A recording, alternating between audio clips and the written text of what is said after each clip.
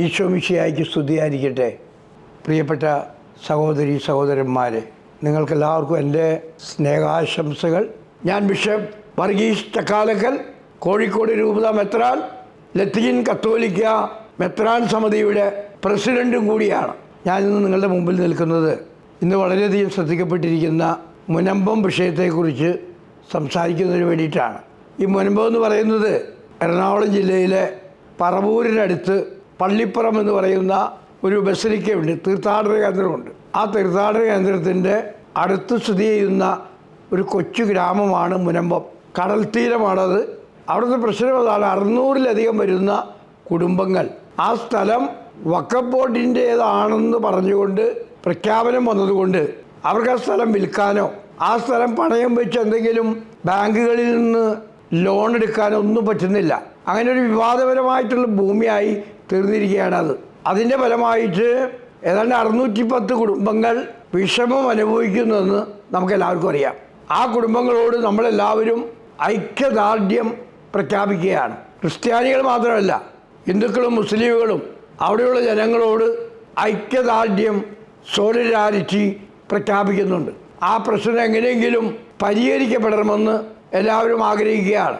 അതുകൊണ്ടാണ് അവിടെ ഏതാണ്ട് 30 ദിവസങ്ങളിലധികമായിട്ട് നടന്നുകൊണ്ടിരിക്കുന്ന നിരാഹാര സത്യാഗ്രഹത്തിൽ പങ്കെടുക്കുന്നതിന് വേണ്ടി ക്രൈസ്തവരും മുസ്ലിമുകളും ഹിന്ദുക്കളും എല്ലാം വന്നുപെടുന്നുണ്ട്. പ്രത്യേകിച്ച് ക്രൈസ്തവരുടെ ഒരു വലിയ ഐക്യം, വലിയൊരു കൂട്ടായ്മ, വലിയൊരു ഒരുമ ഈ ഒരു സംഭവത്തിൽ പ്രകടിപ്പിക്കുന്നുണ്ട് എന്നുള്ളത് വളരെ സത്യമായിട്ടുള്ളൊരു കാര്യമാണ്.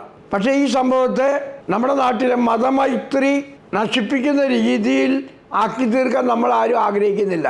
ഇവിടെ വിവിധ മതങ്ങളും വിവിധ സമുദായങ്ങളൊക്കെ തമ്മിൽ വളരെ നല്ല ബന്ധത്തിൽ ജീവിക്കുന്നതാണ്. മതമൈത്രി എന്നൊക്കെ പറയുന്നത് നമ്മുടെ രക്തത്തിൽ അലിഞ്ഞേറിയിട്ടുള്ളൊരു വസ്തുതയാണ്.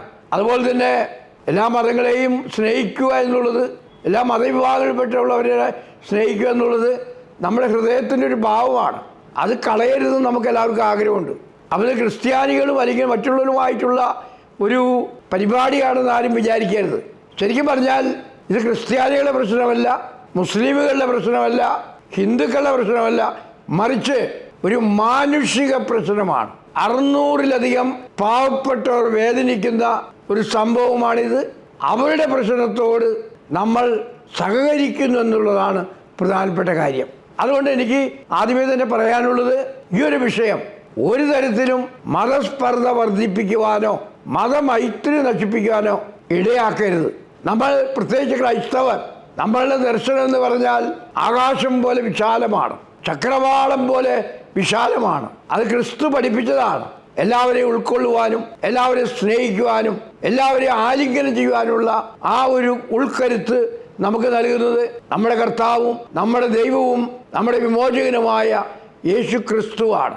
ഈ 18-ാം തീയതി കേരളത്തിലെ ലത്തീൻ മെത്രാന്മാർ എറണാകുളത്തുള്ള വരാപ്പുഴ അതിരൂപത മെത്രാസന മന്ദിരത്തിൽ ഒരു ബിഷപ്സ് കോൺഫറൻസ് നടത്തുന്ന ഇവിടെ വരികയുണ്ടായി. കേരളത്തിലെ 12 രൂപതകളിലെ എല്ലാ മെത്രാന്മാരും അവിടെ സന്നിഹിതരായിരുന്നു. ഞങ്ങളെ കാണണമെന്നുള്ള താല്പര്യം മുസ്ലിം ലീഗിൻ്റെ പാണക്കാട് സാദിഖ് അലി ശിഹാബ് തങ്ങളും മുസ്ലിം ലീഗിൻ്റെ അഖിലേന്ത്യാ പ്രസിഡന്റ് ശ്രീമാൻ കുഞ്ഞാലിക്കുട്ടി സാഹിബും അറിയിക്കുകയുണ്ടായി. ഞങ്ങളെ വന്ന് കണ്ടുകൊള്ളുവാൻ ഞങ്ങൾ പറഞ്ഞു. അതിൻ്റെ ഫലമായിട്ട് ഇവർ രണ്ടുപേരും വരാപ്പുഴ ആർച്ച് ബിഷപ്സ് ഹൗസിൽ വന്നു.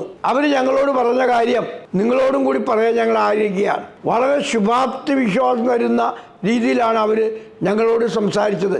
മുനമ്പം പ്രശ്നം എങ്ങനെയെങ്കിലും തീർക്കാൻ അവരും ആഗ്രഹിക്കുകയാണ്. അവർ പറഞ്ഞത്, വിവിധ മുസ്ലിം സംഘടനകളുടെ ഒരു മീറ്റിംഗ് അവർ വിളിച്ചുകൂട്ടി ആ മുസ്ലിം സംഘടനകൾ നൽകിയ മാൻഡേറ്റ് അനുസരിച്ചിട്ടാണ് ഞങ്ങളെ മെത്രാന്മാരെ കാണാൻ വന്നതെന്നാണ്. എന്ന് പറഞ്ഞാൽ മുനമ്പം വിഷയം എങ്ങനെയെങ്കിലും തീർക്കണമെന്നുള്ള മുസ്ലിം സമുദായത്തിൻ്റെ ആഗ്രഹം അവിടെ വെച്ച് ഞങ്ങളോട് അവർ പറയുകയായിരുന്നു. ഇപ്പം മുസ്ലിം ലീഗിൻ്റെ പ്രതിനിധികളായിട്ടല്ല അവർ വന്നത്, മറിച്ച് എല്ലാ മുസ്ലിമുകളുടെയും മാൻഡേറ്റ് ലഭിച്ച വ്യക്തികളായിട്ടാണ് അവിടെ വന്നത്. അപ്പം അവർ പറഞ്ഞു, ഈ പ്രശ്നം തീർക്കുവാനും വേണ്ടി നിങ്ങളോടൊപ്പം ഞങ്ങളുണ്ടായിരിക്കും. മുഖ്യമന്ത്രിയോടും മറ്റു വേണ്ടപ്പെട്ടവരോട് സംസാരിച്ച് ഈ പ്രശ്നം പരിഹരിക്കാൻ ശ്രമിക്കും.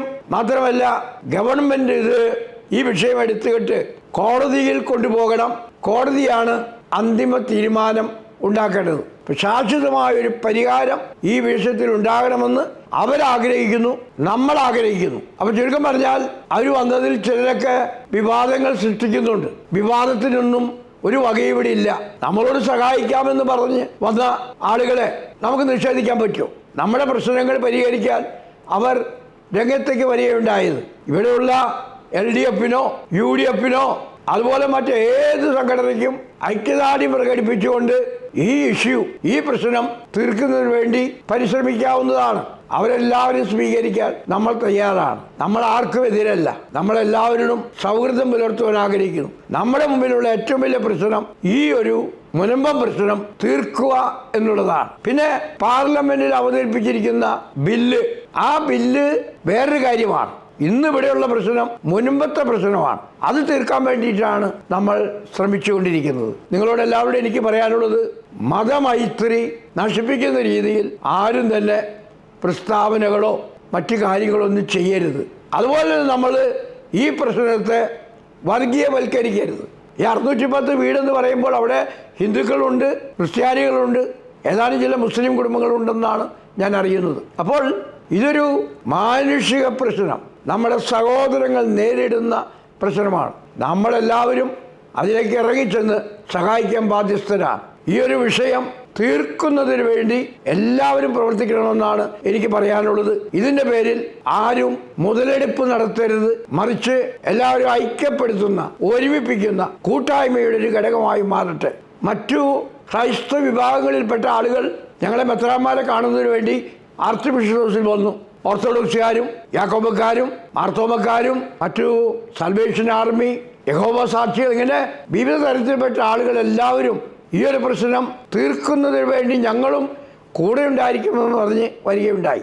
അവരെല്ലാം വിശാലമായ ഹൃദയത്തിന് ഞാൻ നന്ദി പറയുന്നു. ഈ വിഷയം ഒരു തീർപ്പിലെത്തുന്നതിന് വേണ്ടി ദൈവത്തിൻ്റെ ശക്തമായ കരങ്ങൾ, ദൈവത്തിൻ്റെ ഇടപെടലുകൾ ഉണ്ടാകാൻ നിങ്ങൾ ഓരോരുത്തരും പ്രാർത്ഥിക്കണമെന്ന് ഞാൻ പ്രത്യേകമായിട്ട് അഭ്യർത്ഥിക്കുകയാണ്.